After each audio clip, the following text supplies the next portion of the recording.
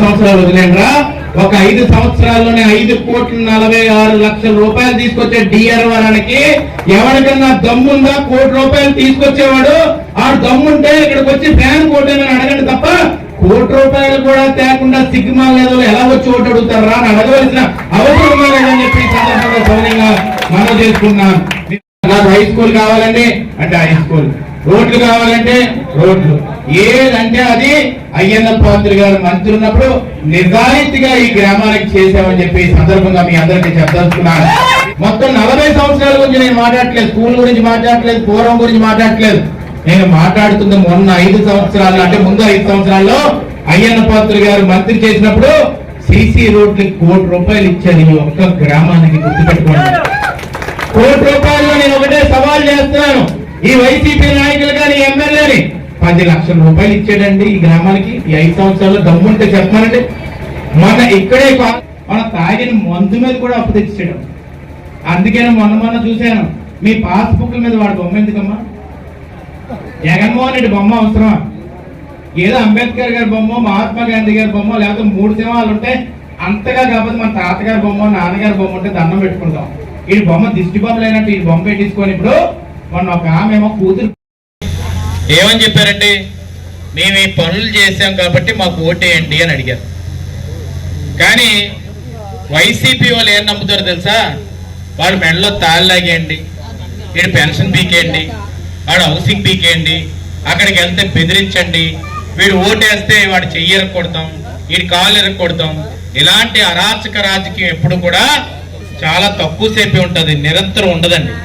ఇక్కడ పెద్దలందరూ ఉన్నారు, యూత్ ఉన్నారు, అందరూ ఆలోచించవలసింది ఏంటంటే, ఎప్పుడన్నా కానీ సుదీర్ఘంగా రాజకీయ చరిత్ర ఉండి ₹1 కూడా తీసుకోకుండా పదవుల్లో ఉన్నప్పుడు ఆ పదవులకి వన్నీ తెచ్చి ఊరిని బాగుపరచాలి, పిల్లల భవిష్యత్తును కాపాడాలి, ఊరు బాగుపడాలి.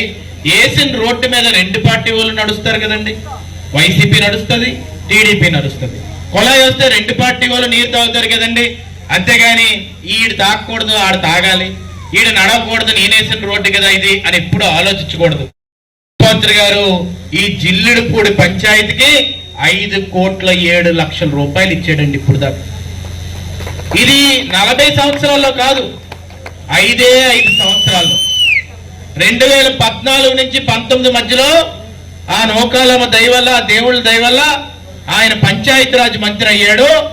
అయిన తర్వాత ఈ జిల్లుడుపూడి పంచాయతీ బాగుపడాలనే ఏకైక ఉద్దేశంతో సిసి రోడ్లకి సుమారుగా ₹1,00,00,000 వరకు ఖర్చు పెట్టాడు. హౌసింగ్ కి ₹71,00,000 వరకు ఖర్చు పెట్టాడు. నీరు చెట్టు కింద 60 లక్షల వరకు ఖర్చు పెట్టాడు. బాత్రూములు కనుక ₹32,00,000 ఇచ్చాడు. బీసీ కార్పొరేషన్ లోన్లకి ₹19,00,000 ఇచ్చాడు. ఈ ఎస్సీ కార్పొరేషన్ లోన్లకి ₹5,00,000 ఇచ్చాడు. అలాగే సోలార్ పంపు సెట్లకి ₹10,00,000 కనెక్షన్లు ఇచ్చి అంగన్వాడీ బిల్డింగ్ కూడా డబ్బులు ఇచ్చాడు. ₹5,07,00,000. ఇంకా నేను సంక్షేమం చెప్పలేదు, వీళ్ళు వచ్చి చెప్తున్నారు మేము పెన్షన్ ఇస్తున్నాం కదా, ఇల్లు ఇస్తున్నాం కదా, ఆసరా పడుతుంది కదా, చేయూత పడుతుంది కదా అంటున్నారే. నేను ఇంకా రైతు రుణమాఫీ గురించి చెప్పలేదు, పెన్షన్లు ఎంత ఇచ్చాడో చెప్పలేదు. నేను ఓన్లీ చెప్పింది ఏంటంటే మీకు అభివృద్ధి ఒకటే చెప్పాను, అది ₹5,07,00,000 తీసుకొచ్చానని చెప్పాను. రేపు నేను అడుగుతున్నాను, ప్రెస్ ముందు చెప్తున్నాను, రేపు ఈ గణేష్ వచ్చి చెప్పమనండి, ఈ గ్రామానికి నేను కనీసం ₹5,00,000 తీసుకొచ్చానని ఎక్కడైనా చెప్తే ఈ రాజకీయాల నుంచి సన్యాసం తీసుకుంటామని చెప్పి ఈ సందర్భంగా మీ అందరికీ సవినయంగా మనం చేసుకుంటాం. 1 సంవత్సరం 2 సంవత్సరాల 1982లో రాజకీయాల్లోకి వచ్చాడు అయ్యన్న పాత్రి గారు. దానికి ముందు లక్షాపాత్రి మా తాతయ్య గారు ఉండేవారు. అప్పటి నుంచి ఇప్పుడు దాకా ఎప్పుడు కూడా మీరు చూడండి ఎన్ని పదవులండి. 5 సార్లు ఎమ్మెల్యే చేశాడు, 6 సార్లు ఎమ్మెల్యే చేశాడు, 5 సార్లు మంత్రి చేశాడు, 1 సారి ఎంపీ చేశాడు. ఇన్ని పదవులు ఉన్నా కానీ ఎప్పుడు కూడా తల వంచే ఉన్నాడు, అభివృద్ధి చేయాలని ఆరాటపడ్డాడు. అందుకే కదా ఈ రోజు నర్సీపట్నం టౌన్ లో 150 పడకల హాస్పిటల్ తీసుకొచ్చింది ఎవడు? అయ్యన్న పాత్రే కదా. డిగ్రీ కాలేజ్ తీసుకొచ్చింది ఎవరు? అయ్యన్న పాత్రే కదా.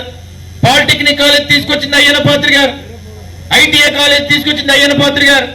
ఆ మధ్యలో ఉన్న ఎన్టీఆర్ స్టేడియం తీసుకొచ్చింది అయ్యన్న పాత్రి గారు. స్కేటింగ్ రింగ్ పెట్టించింది అయ్యన్న పాత్రి గారు.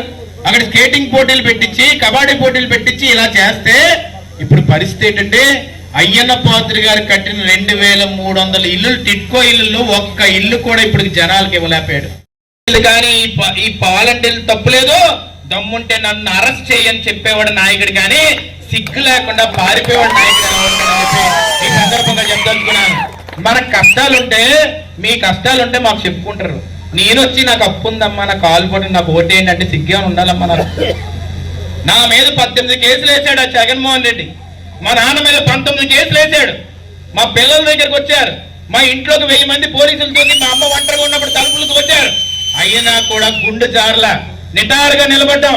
ఓయ్ జగన్మోహన్ రెడ్డి, ఏం పీక్కుంటావు పీక్కు అని చెప్పేసి మాట్లాడిన దమ్మున్న నాయకుడు అయ్యన్న పాత్రి గారు. రాయలసీమ నుంచి శ్రీకాకుళం వరకు ఎవడో మాట్లాడలేని రోజుల్లో గొంతు మీద కత్తి పెట్టి నరుకుతానన్నా కూడా నువ్వు దొంగోడు రా అని చెప్పిన ఏకైక దమ్మున నాయకుడు అయ్యన్న పాత్రి గారు. ఆ వ్యక్తిని నువ్వు అరెస్ట్ చేసే దమ్ము కూడా లేదా నీకు? ఎందుకో తెలుసా? మాకున్నది ఎలాంటి వాళ్ళు అంటే ప్రాణం ఇచ్చే కార్యకర్తలు ఉన్నారు మా దగ్గర. ప్రాణం ఇచ్చే కార్యకర్తలు ఉన్నారు. వాళ్ళ కోసం ఆ జన్మంతో రుణం తీర్చుకుంటాం మేము. జైళ్ళకి వెళ్ళిన ప్రతి ఒక్క కుటుంబానికి నేను హామీ ఇస్తున్నాను, రేపు ఉదయం గవర్నమెంట్ వచ్చిన తర్వాత మీ కుటుంబాలు చూసుకునే బాధ్యత నాదే. అలాగే మీ మీద అరాచకం చేసి కుటుంబాలను తీసుకెళ్లి, మన నాయకులను తీసుకెళ్లి కరోనా వచ్చి ఇలా చేసిన ఆ నాయకుడు రేపు ఉదయం ఎందుకు రాని తప్పు చేశానని చెప్పి కళ్ళలో కూడా మనకు కనబడిలా చేసి తీరుతానని చెప్పి ఈ సందర్భంగా మీ అందరికీ సవినీయంగా మనం చేసుకుంటున్నాం. వాలంటీర్లతో మీటింగ్ పెట్టాడు మా వెంకటేపేటలో. పెట్టినట్టే పోలీసులు సైరన్ వినబడింది. సైరన్ వినబడినట్టే ప్యాంట్లోంచి కింద కారిపోయింది. కారిపోయి ఏం చేసాడంటే, గుర్తొచ్చినట్టుంది, నేను ఎమ్మెల్యేని కాదు కదా, నన్ను అరెస్ట్ చేసేస్తారేమో అని చెప్పి ఈ చిన్నపిల్లల భవిష్యత్తునంతా అక్కడ వదిలేసి వాలంటీర్లు అందరినీ అక్కడ పెట్టేసి టక్కని లెగిసిపోయి మెరుపుతీగ అంటారు, అదే సినిమాలో రామ్మ మెరుపుతీగ అలా వెళ్ళిపో అంటాడు కదా, అలా వెళ్ళిపోయాడు. వెళ్ళిపోయి కారెక్కి జంప్ పారిపోతే ఈ పోలీసులు అన్నారు, వెళ్ళి ఎమ్మెల్యే గారు ఉన్నారన్నారు, ఎక్కడికి వెళ్ళిపోయారంటే ఆడే ఫస్ట్ పారిపోయాడండి వీళ్ళందరికంటే ముందని. ఈ వాలంటీర్లు అందరూ అక్కడ ఉండిపోయారు. అక్కడికి వెళ్ళిపోయి సందులో అంటే దాక్కుని ఫోన్ చేస్తాడంటే ఈ నాయకులకి. ఏమని చేశాడంటే, ఎవరై ఈ వాలంటీర్లు అందరూ దొరికిపోతారేమో, వీళ్ళందరినీ ఒక రూమ్ లో ఫ్యాన్ లేదట, ఆ రూమ్ లో పెట్టేసి లాక్ వేసేయండి అని చెప్పాడట. 15 మందిని లాక్ వేసి